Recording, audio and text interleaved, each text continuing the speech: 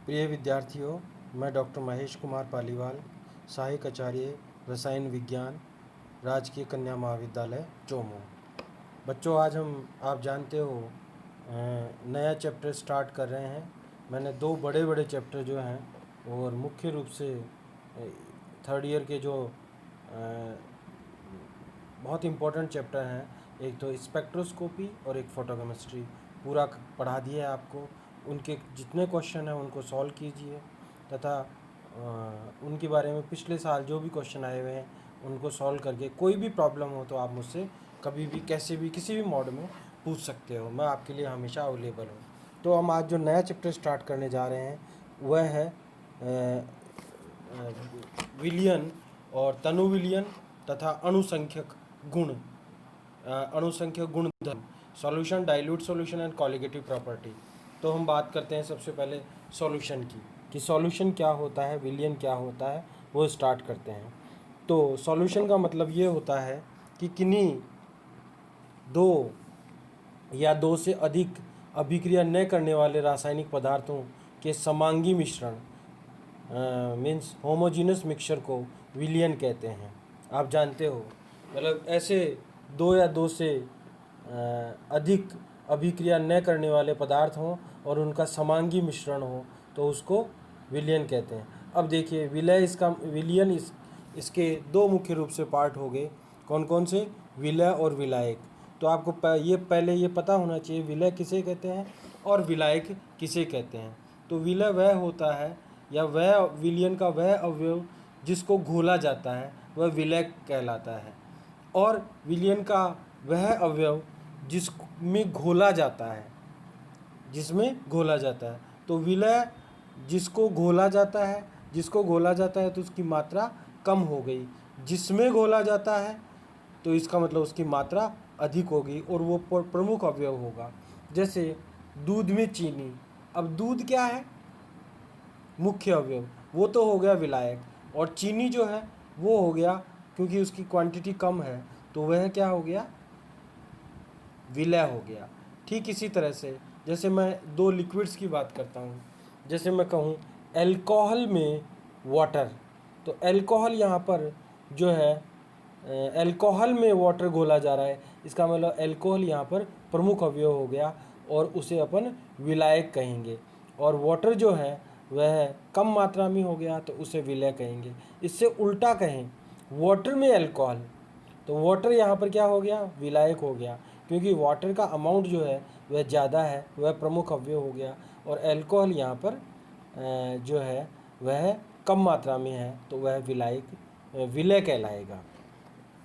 इस प्रकार से हम विलय और विलायक को डिफ्रेंशिएट कर सकते हैं। अब देखिए, फिर बात आती है होमोजीनियस मिक्सचर क्या होता है, समांगी मिश्रण क्या होता है। जैसा कि नाम से ही पता चल रहा है, समांगी मिश्रण ऐसा मिश्रण जिसके प्रत्येक अंग समान हो, सम अंगी यानी कि प्रत्येक अंग समान हो। तो मिश्रण के प्रत्येक भाग में समान रासायनिक संगठन अथवा भौतिक गुण हो और उसके अवयवों को यांत्रिक विधियों द्वारा अलग न किया जा सके, वह समांगी मिश्रण कहलाता है, जिसमें रासायनिक संगठन और भौतिक गुण का मतलब क्या हो गया? क्वथनांक है, गलनांक है, या फिर उसका अपवर्तनांक है, और उसका पृष्ठ तनाव है, उसकी शांता है। ये सारे गुण जो हैं वो भौतिक गुण हैं। तो ये गुण क्या होने चाहिए? ये समान होने चाहिए और उसके अवयवों को यांत्रिक विधियों द्वारा अलग न किया जा सके, उसे क्या कहते हैं? हम समांगी मिश्रण कहते हैं। जैसे नमक का जलीय विलयन, अब नमक के जलीय विलयन को यांत्रिक विधि से न तो छाना जा सकता न और कुछ किया जा सकता, तो नमक का अगर जलीय विलयन है तो उसको सेपरेट करने से कोई मैकेनिकल मेथड अप्लाई नहीं होता हो, तो इस प्रकार का जो मिश्रण है वह समांगी मिश्रण कहलाता है। अब देखिए, मैंने यहाँ पर बहुत सारे जो पार्ट है उसको एक जगह कर दिया, विलयनों के प्रकार। ठीक है, विलयनों के प्रकार जो हैं वो कितनी प्रकार से विलयनों को बांटा जा सकता है, वह अलग अलग प्रकार से विलयनों को बांटा जा सकता है।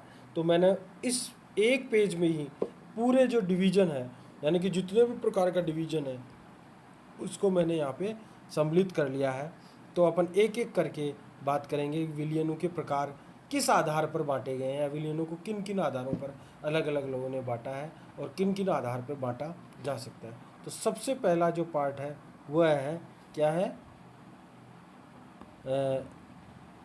उपस्थित अवयवों की संख्या के आधार पर, कि कितने उसमें अवयव हैं, उसके आधार पर हम विलयनों को 3 भागों में बांट सकते हैं, द्विअंगी, त्रिअंगी, चतुरंगी। इससे ज़्यादा भी हो सकते हैं, पंचअंगी भी हो सकते हैं, पर मुख्य रूप से द्विअंगी, त्रिअंगी और चतुरंगी ही होते हैं जो है विलयन। तो उपस्थित अवयवों की संख्या के आधार पर यदि 2 अवयव हैं तो वह विलयन द्विअंगी विलयन कहलाएगा।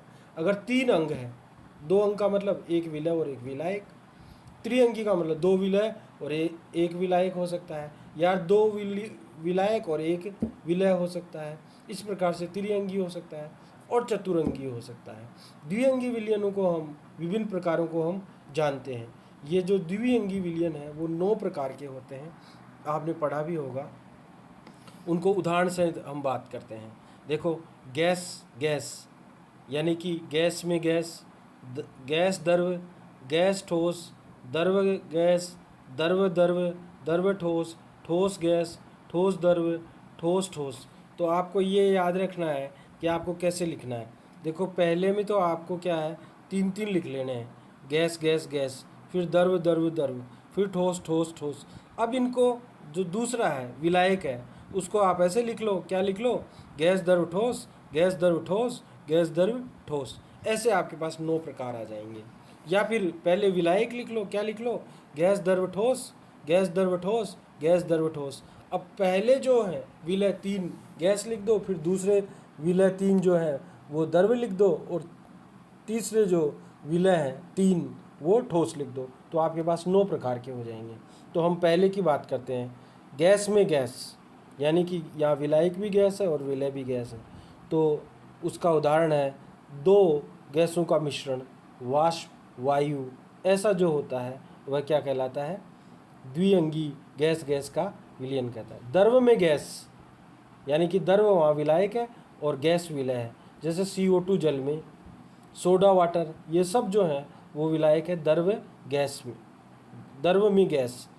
तीसरा है ठोस में गैस, जैसे हाइड्रोजन प्लेडियम में, नाइट्रोजन में, नाइट्रोजन टाइटेनियम में, इस प्रकार के जो होते हैं। तो यहाँ पर जो विलायक है वो ठोस है, प्लेडियम, टाइटेनियम ये हैं, और विलय जो है वो हाइड्रोजन है, नाइट्रोजन है, ये जो है विलय है। अब चौथा जो प्रकार है वह है गैस में द्रव, गैस में द्रव, यानी कि विलायक गैस हो गया अब यहाँ पर, और विलय जो है तो द्रव का वाष्पीकरण, जैसे कुहासा है, मिस्ट जिसको हम कहते हैं, वो इसका उदाहरण होता है। फिर आता है द्रव में द्रव, ये जैसे अल्कोहल जल में या जल अल्कोहल में, इस प्रकार का जो विलयन होता है वो क्या कहलाता है, द्रव द्रव में हो गया। फिर छठा प्रकार का जो होता है ठोस में द्रव, ठोस यहाँ पे विलायक है और द्रव विलय है। तो ठोस में द्रव हो जाएगा पारा सोने में, बेंजीन ठोस आयोडीन में, इस प्रकार का जो है उदाहरण ये हो जाएगा। सातवां प्रकार का है गैस में ठोस, यानी यहाँ गैस की मात्रा ज़्यादा है और ठोस कम है। तो ठोस का उद्रवपातन जो होता है, ठोस का उद्रवपातन गैस में जब होता है तो क्या होता है, गैस की मात्रा तो ज़्यादा हो जाती है और ठोस कम रहता है। और फिर आठवां प्रकार है द्रव में ठोस, मतलब वहाँ पर विलायक जो है द्रव है और विलय जो ठोस है। जैसे नमक जल में, नमक जो है वह मात्रा कम है तो वह विलय हो गया, और जल की मात्रा ज़्यादा होती है तो वह विलायक हो गया। अब ठोस ठोस में, जैसे ठोस में ठोस है तांबा सोने में, जस्ता तांबे में, मतलब जो पीतल होता है वो इस प्रकार का उदाहरण होता है। ऐसे 9 प्रकार के होते हैं द्विअंगी विलयन। अब दूसरे प्रकार का जो डिवीजन है वो है विलायक में विलय की मात्रा के आधार पर। दूसरे प्रकार का डिवीजन है विलायक में विलय की मात्रा के आधार पर, विलायक में कितना विलय घुला हुआ है उसके आधार पर 3 भागों में बांटा गया है विलयनों को। एक तो असंतृप्त विलयन, दूसरा संतृप्त विलयन, और तीसरा है अति संतृप्त विलयन। तो सबसे पहले असंतृप्त विलयन, जिसमें जैसे हम बात करते हैं कि बहुत ज़्यादा तो विलायक और उसमें विलय की मात्रा कम हो, डालते ही घुल जाए। जैसे हम बात करें, हमारे पास 100 ml के बीकर में हमने वाटर लिया, उसमें एक चुटकी भर हमने नमक डाला और डालते ही वो पूरा घुल जाए, ये जो विलयन हो जाए, अब जो है आपको नमक दिखाई नहीं दे रहा, ये जो विलयन है वह असंतृप्त विलयन कहलाता है। फिर दूसरा संतृप्त विलयन। संतृप्त विलयन ये है कि अगर हम किसी विलायक में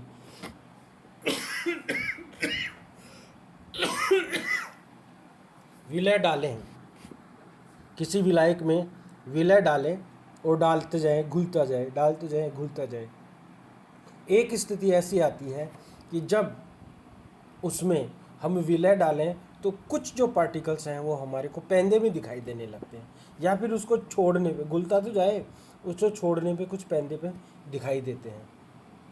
अब इस स्थिति में अगर हम उसको थोड़ा सा गर्म कर दें और वो मिक्स हो जाए विलय जो है विलायक में, और हमारे को पेंदे में कुछ नहीं दिखाई दे, तो वो स्थिति है वो संतृप्त अवस्था कहलाती है। जैसे हमने बताया कि हम 100 ml के बीकर में वाटर लिया और उसमें नमक डालते गए, कुछ पार्टिकल नीचे दिखाई देने लग जाएं, अब गर्म कर दें हल्का सा उसको तो वो मिक्स हो जाए और फिर और पार्टिकल वहाँ पेंदे में नहीं बैठे, ये संतृप्त स्थिति है। अति संतृप्त की ये है कि विलायक में जो विलय की मात्रा है वो थोड़ी सी ज़्यादा हो, यानी कि हम डालते जाएं और नीचे जो है पेंदे में हमारे को विलय की कुछ पार्टिकल्स दिखाई दें, या विलय जो है वो नीचे पेंदे में बैठ जाए, उस स्थिति में जो विलयन कहलाएगा वो अति संतृप्त विलयन कहलाएगा। और उस स्थिति में क्या होता है कि हमारे पास विलय की जो है थोड़ी मात्रा अधिक होती है, और वो जो विलय है वह गर्म करने से भी मिक्स नहीं होता, तो इस प्रकार का जो विलयन होता है वह अति संतृप्त विलयन है। तीसरे प्रकार का डिवीजन है विलय और विलाय की अवस्था के आधार पर। विलय और विलाय की अवस्था कैसी है? अवस्था का मतलब ठोस, द्रव, गैस से है। अगर दोनों ही सॉलिड हैं तो हम उसको भार वाला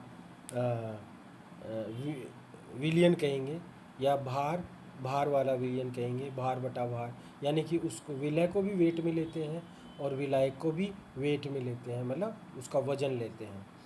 अगर दूसरा प्रकार का है, अगर हमारे पास विलायक तो हो, क्या हो, लिक्विड हो, और विलय सॉलिड हो, तो इस प्रकार का जो विलयन कहलाएगा वो भार आयतन विलयन कहलाएगा।